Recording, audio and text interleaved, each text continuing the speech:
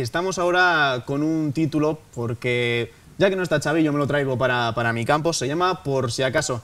Y estoy pues sentado con el escritor Alfredo Matilla. Bienvenido al Fresco. ¿Qué tal? Buenas tardes. Bueno, lo primero es, vamos a hablar de Por si acaso y de esta portada que es una auténtica maravilla, porque Alfredo, yo soy muy fan de libros del Cao y yo sé que tú también lo eres, porque hemos hablado esta mañana con Manuel Javois, con gente como Lucía Taboada. El estilo hace mucho. Sí, la verdad que yo siempre he sido un enamorado de esta editorial, de Libros del Cao, porque sobre todo edita periodistas y en concreto esta colección de Hooligan Ilustrados es maravillosa desde la portada. Esta es de Artur Galocha, que es un pedazo de ilustrador, todas te dicen algo. Y luego lo mejor es que el contenido de los 12, 13 libros anteriores a este está escrito por periodistas de primer nivel. Yo creo que seguramente yo soy la excepción, pero bueno, que haya escrito en esta colección Enrique González, Manuel Javois, Rodrigo Álvarez, Quique Peinado, Nacho Carretero, autor de Fariña, pues lo dice todo. Para mí es un orgullo presentarlo y poder hablar de él contigo y aquí. No te quites mérito, Alfredo, que quien está en la plantilla es porque ha hecho méritos, seguro. Y sobre todo vamos a hablar del formato, porque decíamos la portada, pero también este estilo de cuartilla, de una lectura fácil, de poder llevártelo en el metro, en el autobús. Es una maravilla, es decir, un libro de bolsillo de los de verdad, que es agradable de leer. ¿Cómo se adapta el escritor a un formato tan ligero? Sí, la verdad que, bueno, para eso hay libertad, porque algunos de los libros está escrito por capítulos, hay autores que han optado por escribir del tirón, nadie te pone normas. A mí es un formato que siempre me ha gustado mucho porque es muy manejable. Por ejemplo, ahora mismo estoy leyendo la autobiografía de Woody Allen y debo decir que voy a tener que ir al fisioterapeuta porque estar muchas veces en la piscina con ese tocho en la mano no es fácil. O, por ejemplo, estoy estudiando ahora varias asignaturas de psicología y es muy incómoda la lectura. Para mí el formato de los libros es fundamental y este es muy manejable. El tamaño de letra también importa mucho, porque no solo lo leemos, tú eres muy joven, yo soy algo más mayor, pero hay mucha gente que lee esta editorial y el tamaño de letra también importa y además lo dicen ellos mismos, que es una lectura muy agradable. Así que... Una lectura agradable, que no hay problema en enseñarlo, con mucho espacio, que se ven muy limpias, sobre todo, Alfredo. Y luego hay que ir también al contenido, porque no se desprecia un libro por decir que está escrito muy cotidiano, que es muy sencillo y que está escrito bueno, desde el corazón de un albaceteño y desde hacer una lectura fácil. Sí, mira, para mí ese es el mayor de los elogios. Escribir sencillo. Si por algo tengo como maestro a Enrique González, es porque Enrique González ha sido capaz, en El País sobre todo, o luego cuando estuvo en El Mundo, de escribir una doble página en un periódico desde primera línea de batalla y jamás decir que él está allí, por ejemplo. Además, utilizar un lenguaje muy sencillo, frases cortas, ausencia absoluta de subordinadas, de estilo rococó. Para mí eso es lo mejor. Yo tuve la suerte que en el periódico tuve de maestro y de jefe a Juan Matrueva, que yo creo que es el mejor cronista que ha habido y que hay en este país, porque que no esté ahora en el AS no quiere decir que haya dejado de serlo, ahora están a la contra y para mí es el mejor. Y de ellos es de los que vas bebiendo y teniendo ese estilo que yo creo que para decir una cosa no hace falta que sea rebuscada, sino que sea un estilo directo, pero sobre todo que llegue a la gente. Que no sé si estás conmigo, Alfredo, ya hablando de periodista a periodista, hay veces que se juzga una crónica, un reportaje, que si no es un lenguaje muy enrevesado, muy rico, parece que no está escrito por un periodista, que hay como un exceso de sobrada, ¿no? entre comillas, a veces, de los periodistas, y yo creo que es algo que hay que erradicar, que hay que eliminar, porque si hay que ser un escogido para entenderte, algo no está saliendo bien. No, mira, hay muchos prejuicios. Lo primero porque parece que el ser periodista deportivo ya parece que eres de una categoría del periodismo que está 3 escalones por debajo, que yo no comparto para nada. De hecho, Juan Villoro escribe de fútbol, Vázquez Montalbán escribía de fútbol y es uno de los mejores escritores que hemos tenido. No estoy para nada de acuerdo con con eso. Entonces, muchas veces también escribir de fútbol, aunque este libro, y aunque se vea en la portada el escudo del Albacete, que es un poco el centro de la obra, habla de mucho más allá que del fútbol, habla de la vida.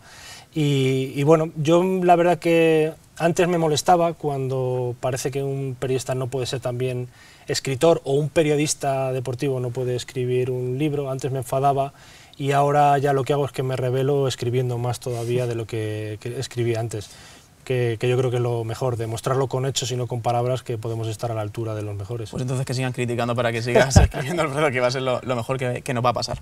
Pero sí es verdad que esto no, yo creo que es innegable.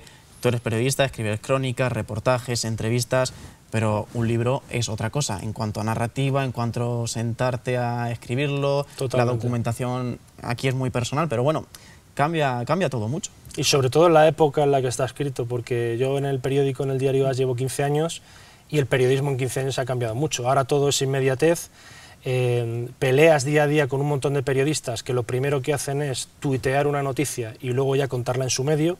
Por lo tanto, yo, por ejemplo, que trabajo en un periódico y en una web, lucho con esa inmediatez de que el de la COPE ya ha subido rápido en un tuit la noticia y tú mientras la estás escribiendo. Esa inmediatez que te lleva muchas veces a atropellarte y a escribir regular. Escribir un libro te da la posibilidad de ser mucho más pausado, reflexivo, tener tu tiempo, documentarte bien, sin realizar grandes esquemas, porque no soy un escritor profesional. Seguro que muchos escritores profesionales tienen sus secretos para cómo ir contando una novela. Yo me guío mucho por los instintos, por algo innato que te va saliendo.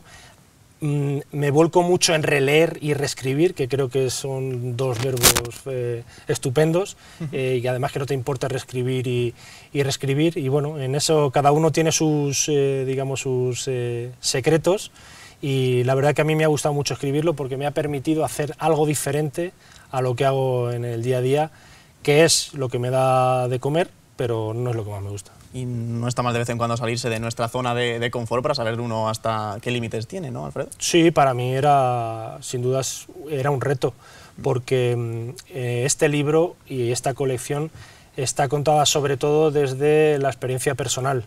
Digamos que esto no es la historia del Albacete, esto es una crónica sentimental, contando el Albacete a través de mis ojos, o sea, lo que yo he vivido. Yo no cuento los 80 años de la historia del Albacete, cuento la experiencia que yo he tenido como jugador, como familiar de futbolista, como periodista. Entonces es muy, muy diferente. Me costó mucho meter el yo en el libro, de hecho los editores me tuvieron casi que obligar, porque estoy acostumbrado a esconder el yo. En la primera persona del plural está noticias, prohibido. Reportajes, entrevistas, está prohibidísimo. Yo creo que un buen periodista debe esconder siempre el yo, pero la literatura es otra cosa, y aquí me gustó tanto que al final yo creo que, como me ha dicho alguno, te has vaciado de más, porque nos has contado más cosas de las que pensábamos que íbamos a leer en un principio. Pues por ahí va la siguiente pregunta, porque dentro del libro, Alfredo, aunque estemos aquí sentados para no dejarme en humillación, tiene planta de futbolista, ha jugado en la cantera del Albacete, mucho tiempo en Albacete. Si tienes que decir que el libro habla mal del fútbol, ¿lo dirías? No es que hable mal del fútbol, habla mal de una parte del fútbol. Yo creo que se cuenta siempre, o nos centramos mucho en los héroes, los logros, los títulos, la cara buena del fútbol, pero bueno, el fútbol también tiene una cara B. A mí me ha enseñado mucho y me lo ha dado todo. Yo, como quería ser periodista deportivo, lo primero que hice fue a una facultad. De la facultad, fíjate lo que he sacado, mi mujer, que era compañera mía de clase.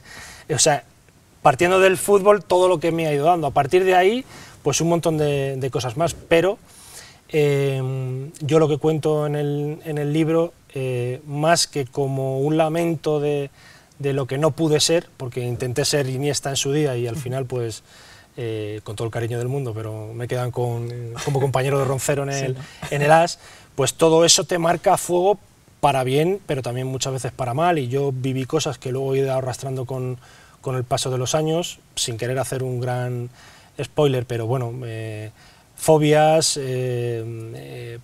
periodos en los que yo vivía aquí solo en en Albacete y sí que viví cosas que luego no supe asimilar, la obsesión por la responsabilidad, por intentar llegar a ser futbolista profesional, etcétera, etcétera, cuando son edades en las que uno tiene que disfrutar y tomarse el fútbol como un hobby. Entonces, sobre todo el libro, si alguien me dijera ¿por qué me lo recomiendas? Y le diría, pues, si eres padre o madre, sobre todo porque es un manual para que te pueda guiar si tienes hijos o hijas en tu casa y pueden ser deportistas o quieren ser deportistas profesionales, para saber dónde puedes ayudarles, y a los chavales y a las niñas que también quieren ser deportistas de élite, decirles que se puede, que es el sueño más bonito que hay, que lo compaginen con los estudios, pero que ahí van a haber muchos ejemplos que les pueden a ellos ser válidos para saber que se tienen que rodear de mucha gente, de muy buena gente, y tener presente que la cabeza es muy importante en el rendimiento.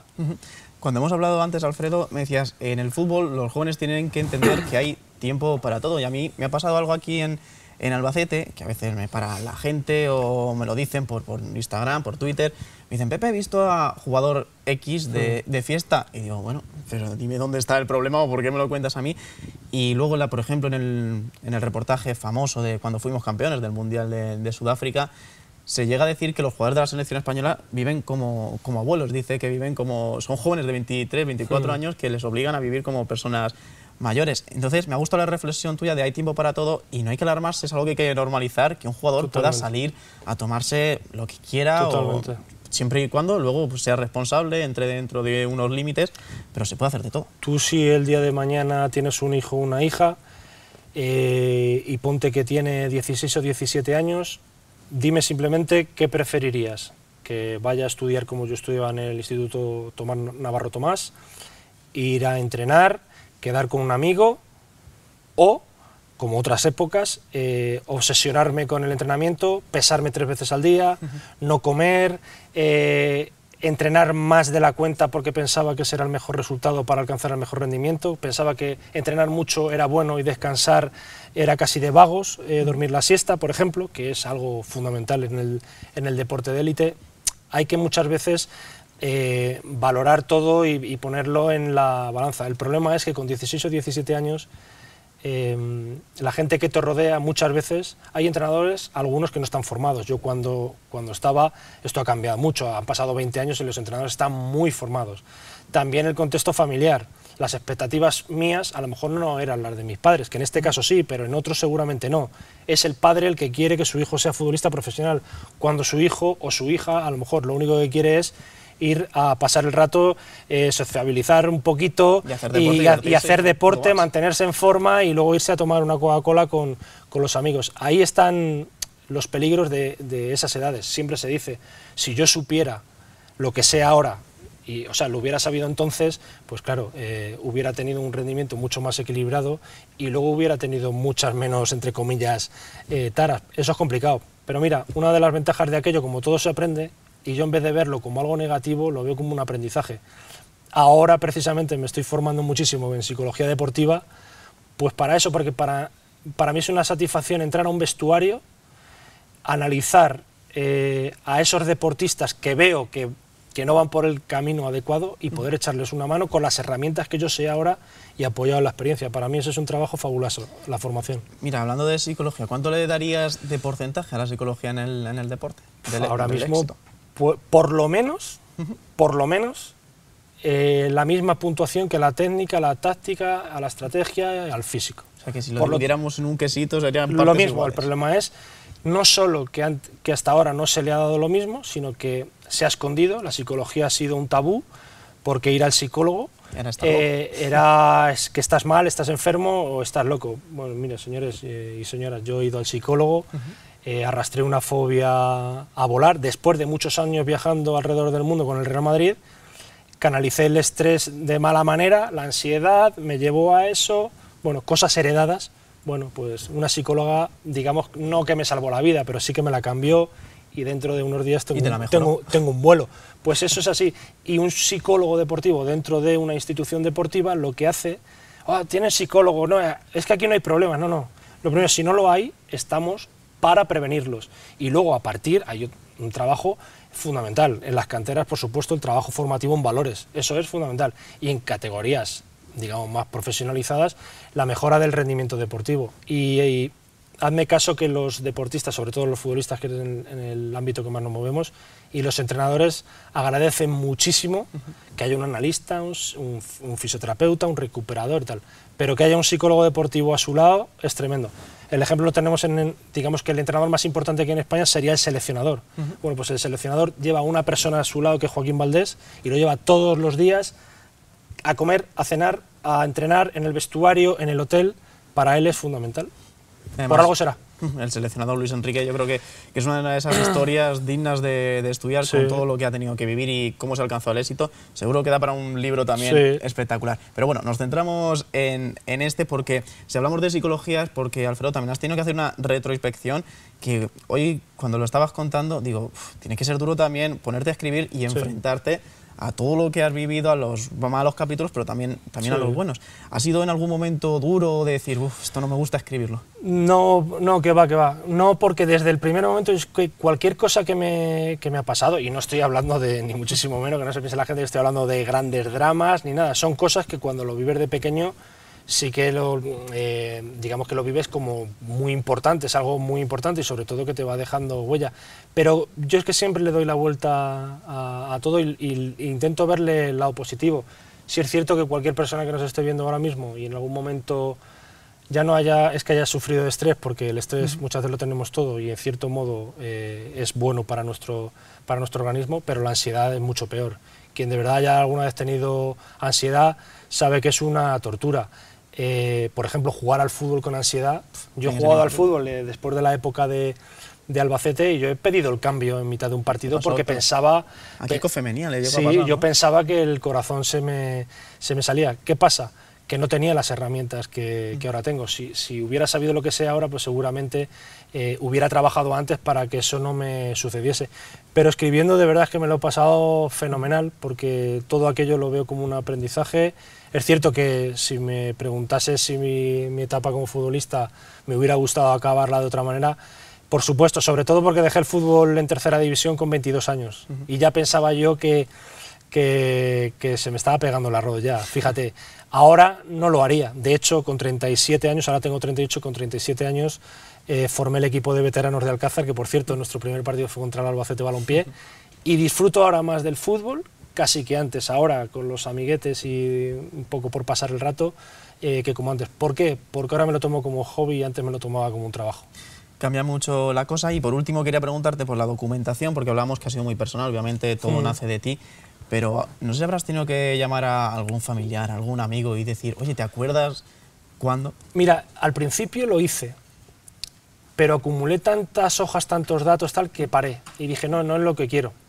Porque yo no quiero llamar a Luis Castelo y que me diga el día, la hora y el momento exacto en el que Rommel Fernández tuvo un accidente o tal, o en el momento en el que Stuani fue máximo goleador, o por qué Keylor no. Ya paré y dije, no, yo lo que quiero es ser fiel a mi memoria y a lo que yo sentí y a mi corazón, porque además para escribir cosas que ya están escritas no tiene sentido. Yo lo que quería era escribir con un punto de vista diferente, escribir cosas nuevas, para incluso los que trabajáis cerca del Albacete día a día, que os pudierais sorprender con ciertas anécdotas que a lo mejor desconocíais, y sobre todo para que, por si acaso, si cae en las manos de un fanático, en el mejor sentido de las palabras, del fútbol, le guste. Si no le gusta el fútbol pero le gusta el deporte, le pueda gustar. Si cae en manos de una mujer que ni le gusta el deporte ni le gusta el fútbol, que también pueda pasar un buen rato. Y la verdad que tengo la suerte de que estos meses, 5 o 6 meses desde que salió el libro, el feedback que me da la gente es el de que ha pasado un buen rato, y gente que me ha dicho, mira, yo el Albacete no conozco su historia, el fútbol me da un poco igual, pero hay en este pequeño libro mucho contenido que es importante y que ha sido muy agradable leerlo. Además, yo lo ratifico, una de que yo soy muy joven aquí en el periodismo de Albacete Deportivo, y se agradece de verdad ver historias que te ayuden a entender lo que es y lo que fue el Albacete Balompié. Pues Alfredo, darte las gracias porque hayas estado aquí, por supuesto te vamos siguiendo. El libro, por cierto, se puede encontrar en la librería popular o en la página web de Libros del Cao, ¿no? Librosdelcao.com y bueno, en cualquier plataforma habitual de compras a Amazon, etcétera. Hoy me preguntaba un periodista cuál era el precio y se pensaba que le iba a decir que yo estaba a la altura de Mario Benedetti y compañía, y cuando le he dicho 8 euros le ha dado ganas de comprar 10 o 12. Bueno, tampoco es así, pero yo creo que sinceramente y humildemente merece la pena, y ojalá, que es el mayor deseo cuando alguien escribe algo, que sea leído. Rico no me voy a hacer con el libro, pero seré multimillonario si a la gente se acerca al libro y sobre todo si le gusta. Pues ojalá, Alfredo, te deseamos toda la suerte del mundo. Desde luego es un trabajazo y todo lo que te llegue será merecido. Muchas gracias por estar aquí. Muchas gracias a ti. Nosotros nos vamos a ir ahora a ver cómo EA Teatro ha vuelto a abrir sus puertas, le ha dado a la gente otra vez esa oportunidad de tener la cultura en vivo, que es algo que Albacete necesitaba sí o sí. Y nosotros os lo hemos querido trasladar para que lo veáis en casa.